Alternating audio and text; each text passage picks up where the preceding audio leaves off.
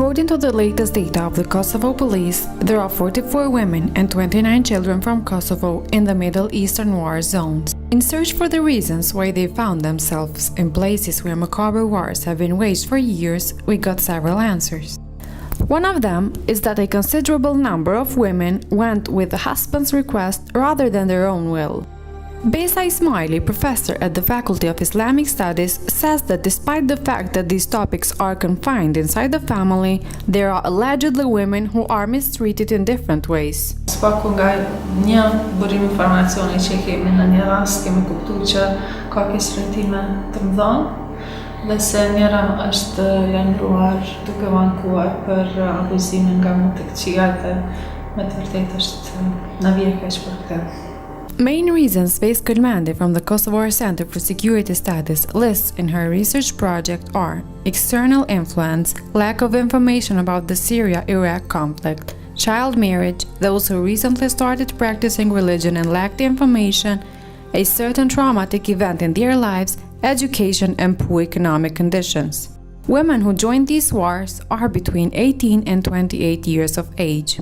Arbana Gjara and Serbeze Haxhiaj, who wrote on this phenomenon, say that women whose husbands die are forced to remarry. Do të thomas disa muaj të vrasjes tyre, ato duhet martohen formalisht në bazën e rregullave të shtetit islamik të martohen me të tjera aty pavarësisht prej kush ofrohet. Based on the position of women in the Kosovar society that is generally characterized by economic dependence and lack of decision-making, Burim Ramadani from Security Policy Research Center thinks that it is quite apparent that these women are manipulated and have ideas imposed by already radicalized individuals. Situata me familjarët, gratë dhe fëmijët të cilët e humbin anëtarin e familjes, qoftë burrin, qoftë prindin, janë situata vërtet fatkeqe, shumë të rënda dhe për cilat do duhet që edhe institucionet e Kosovës dhe shoqëria në përgjithësi të mendoj se si mundet me ndiku që gratë dhe fëmijët të kthehen në Kosovë dhe të vazhdojnë jetën e tyre.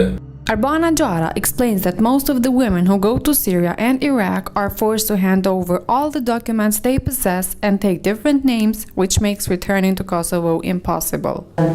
Rastet cilat janë kthy kanë shef pasaportat e tyre apo ndonjë dokument dhe kanë arritur në kthy. However, aside from the women that have been forced to go against their will, there are also some who have willingly gone there.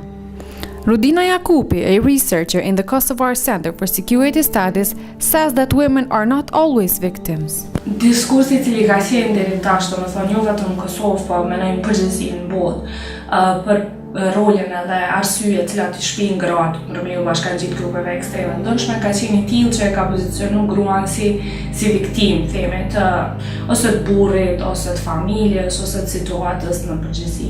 Po ajo që na mund me thonë është në rast se ne vazhdojmë të trajtojmë gruan si viktimë, domethënë atëherë ne humbim një aspekt shumë të rëndësishëm ose një pjesë shumë të rëndësishme të trajtimit të këtij problemi, që është që edhe gruaja mund të qenë vetë iniciues.